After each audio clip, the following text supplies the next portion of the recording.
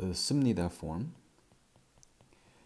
is one out of 7 honorific systems used in contemporary Korean.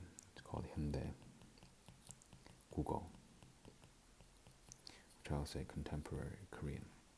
So I've been looking into a little bit of the origins and the etymology of this form.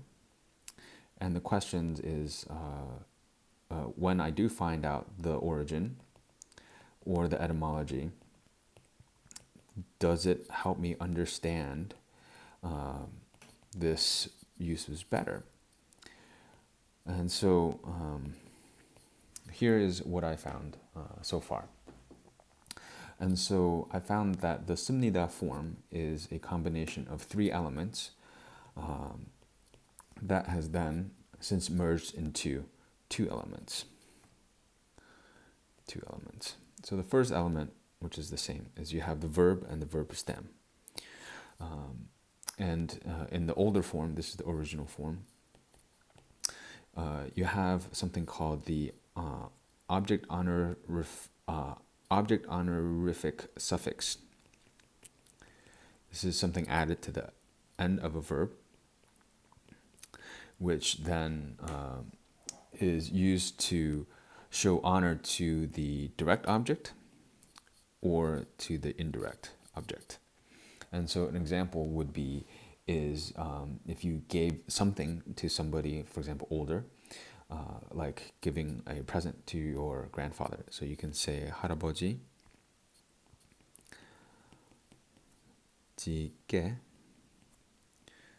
선물을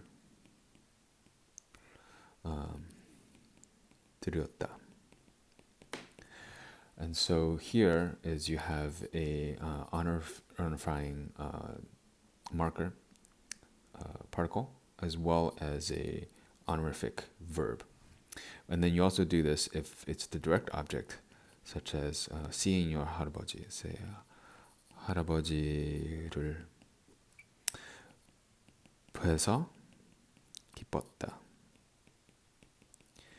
Happy to see my grandfather. And so here you have an honorific verb, and that is a object honorifying verb. And so in contemporary Korean, this is used very few, these being the primary ones, and there's like a handful of others.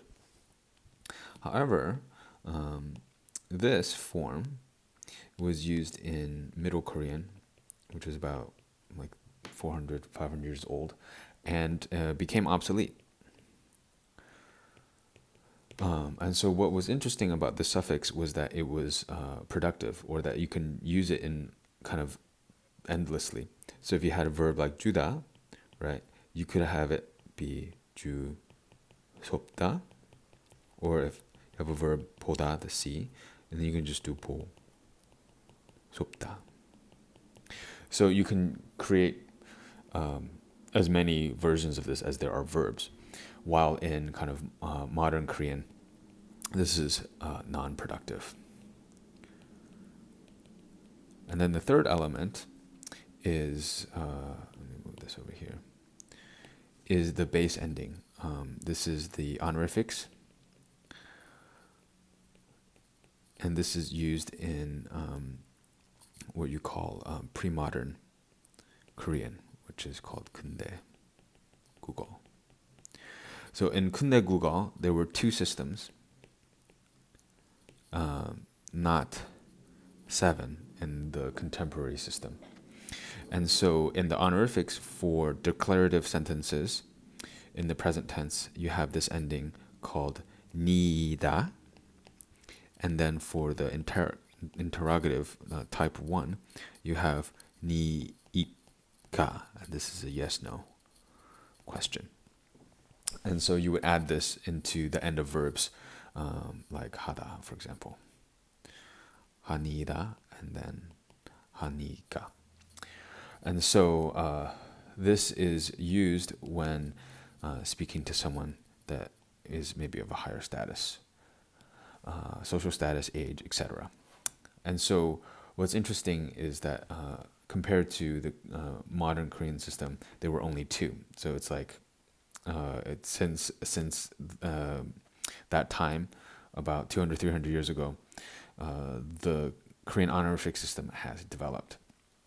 So the form then that it takes is you have the verb still kind of in the modern form. So the verb is still here. And then this sup has changed over time because it became obsolete. It just became like this biap, as well as for sumnida, which used to be written as up.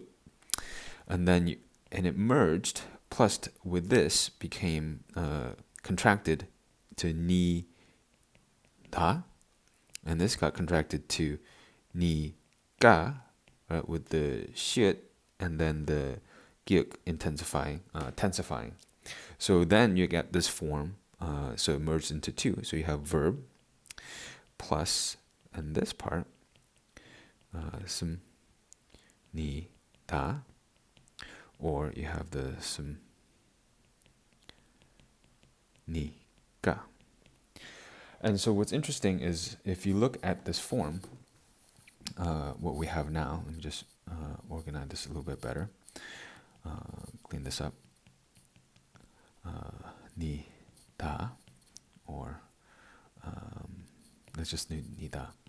And so what we learn about this is that there's actually two components here. Right. So this is a honorific, and this is also a honorific. And so I think as the language moved from pre-modern Korean to contemporary Korean, one of the things that changed is the king, right? He left, he was gone, right? But there were remnants of this used language for the king. Used for king. And I think as the language developed from pre-modern Korean to contemporary Korean, they needed to develop another form of honorifics that does not equal or sound like honorifics used for royalty. And so there are remnants of this pre-modern Korean endings that exist. It's called the 하소서 form, and it's the soso. It's like the it's equivalent to the shipsio form, and also, for example, naida, which is like hyper deferential. So all these forms are derivative of the pre-modern Korean ones, but which sound somewhat strange in contemporary Korean. And so I think what it does here is it shows that in the sumnida form, the nida itself is a honorific, so that does the basic leveling up of speech of the addressee. But then what this does, the sumnida also levels up more the hearer, right? And that's where I think you have the deferential, and then it's formal. So there's these two elements put into place. So that is my understanding of the sumnida form, as I've taken a look into it a little bit more deeply. And for me, it's been really helpful to understand the origins of this form, and I hope that it was helpful for you as well.